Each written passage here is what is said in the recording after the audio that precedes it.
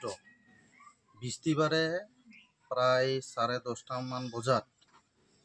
মোৰ দাদা প্ৰয়াত ৰঘুগড় তেওঁ ডিউটি আছিল বাগানৰ ফেক্টৰীত তেওঁ কাম কৰিবলৈ ওলাই গৈছিল 10:30 মান বজাত তেওঁ ওলাই যোৱাৰ পিছত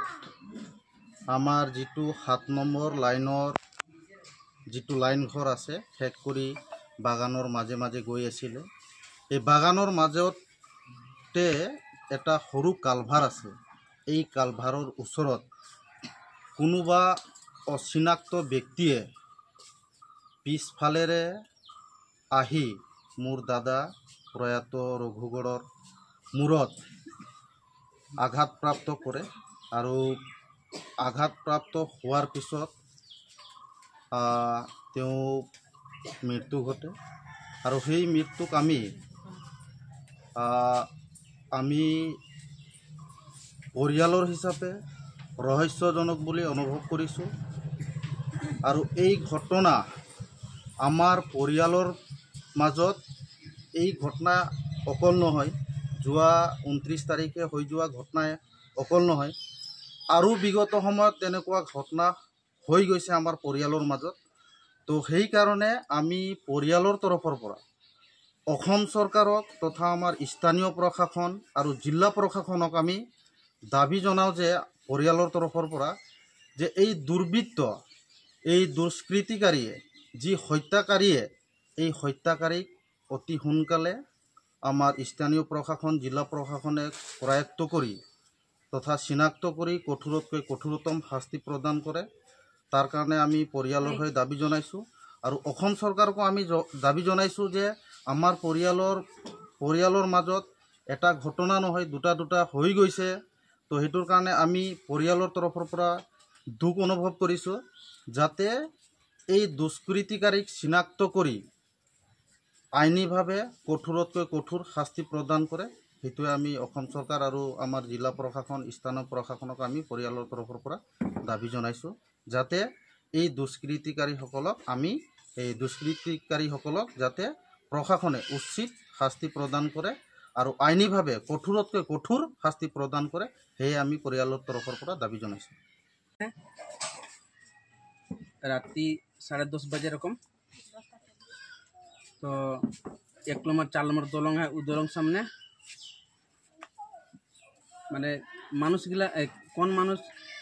माने नालाम गिरल रहे माने माथा में काटला है पीछे हमदर फैक्ट्री के चौकीदार काम से आइक टाइम देख लें जे तो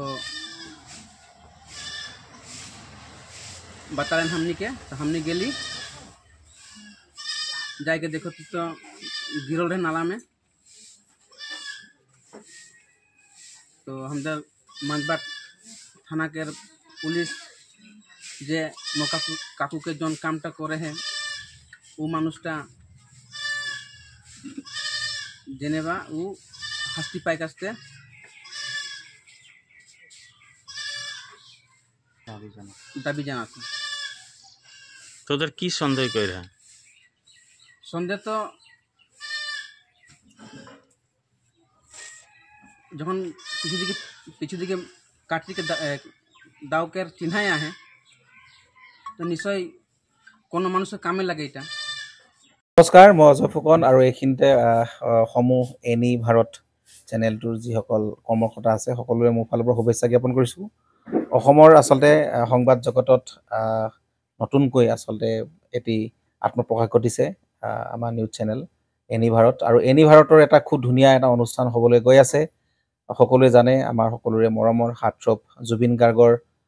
গানে কি আনে আচলতে জুবিন দাৰ সেই গীতৰ আধাৰত আমাৰ হিৰুদাই লিখা সেই গীতটি গানে কি আনে এই গানে কি আনে নামৰ এটি তেওঁলোকে সাংগীতিক ৰিয়েলিটি শ্ব' কৰিবলৈ গৈ আছে